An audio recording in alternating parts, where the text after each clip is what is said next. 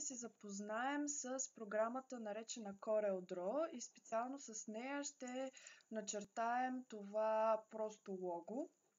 Ще го направим чрез използването на Polygon Tool. Като за начало няколко думи за CorelDRAW. Това представлява програма, която създава и редактира векторни цифрови изображения с илюстративен характер, предназначени за печат, веб или други медии. Ако желаете да видите как съм направила ето това лого, продължете да гледате. Като за начало избираме File, New. Аз ще избера да бъде Landscape, за да може да бъде хоризонтално и давам OK.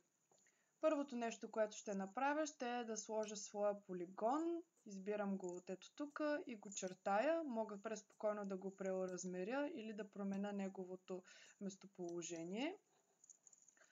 С Ctrl и Z можем да се връщаме в няколко позиции назад, така че няма да е проблем, ако нещо объркате и искате да се върнете назад. С избран пиктула цъкам върху него, за да бъде активен и ще променя неговите ъгли на 6. И ще задам да бъде с 90 градуса. Извинявам се.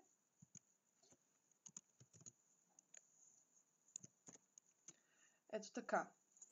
Другото нещо, което ще направя, мога да създам нов полигон и да го позиционирам тук, но аз ще дам Copy и Paste, след което взимам, провлачвам и ето го моя втори полигон, който ще му променя ъглите на 3, за да стане триъгълник и отново да бъде с 90 градуса.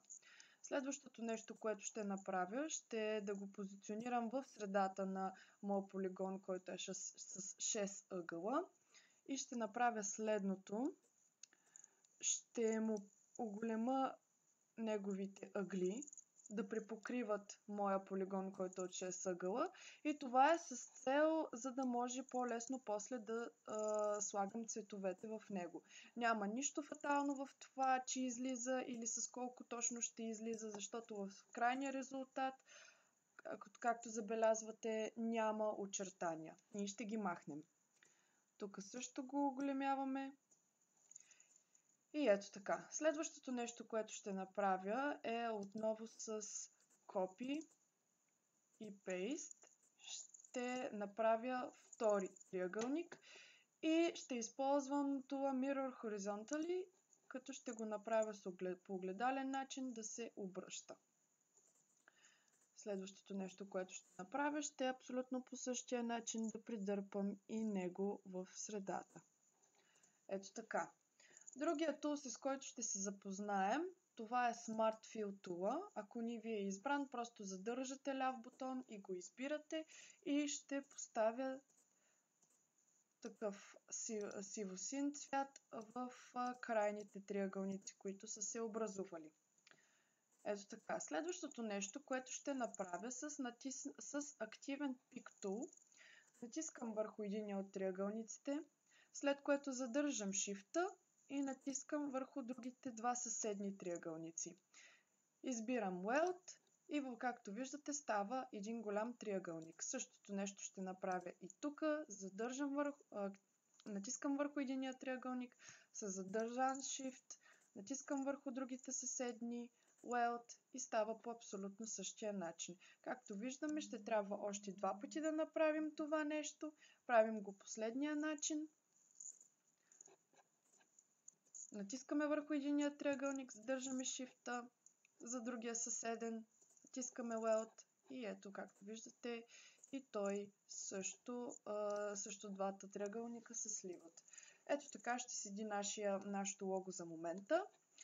Сега, другото нещо, което ще направя е, ще цъкна върху единия от триъгълниците, ще избера от тук Interactive Fill, и ще направя ето това нещо. И както виждате, започва да се променя цвета съвсем плавно. За по-светъл цвят аз ще избера ето този.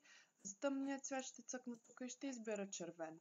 Същото нещо ще направя и с долния триъгълник. Ето така. За светъл цвят избирам този. За тъмен цвят избирам червеното. Както виждаме, и другите да ни направим по абсолютно същия начин. Цъкам си върху тази фигура, правя абсолютно същото нещо. За светъл цвят избирам този, за тъмен цвят този. Вече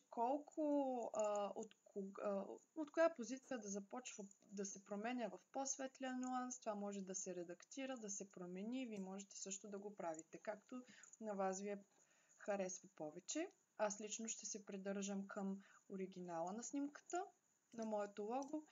Правя абсолютно същото с другото. С последната ми фигура, ето така, за светъл цвят избирам този, за тъмен цвят избирам този. Остават ми два триъгълника, тях ще ги направя направо в светъл цвят, другия също и ето готово.